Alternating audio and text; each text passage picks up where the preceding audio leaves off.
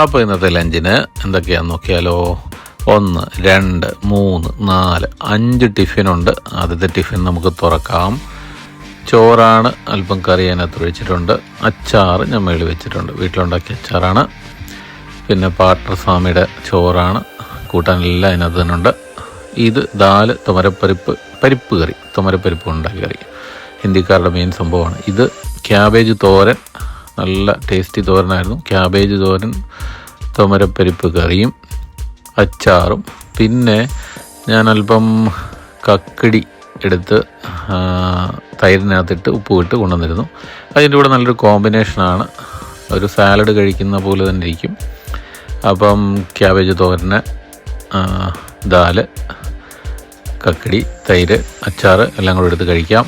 ആഹാ, നല്ല ടേസ്റ്റി കോമ്പിനേഷനാണ്. ഒന്ന് ട്രൈ ചെയ്ത് നോക്കി ഈ കോമ്പിനേഷനെ.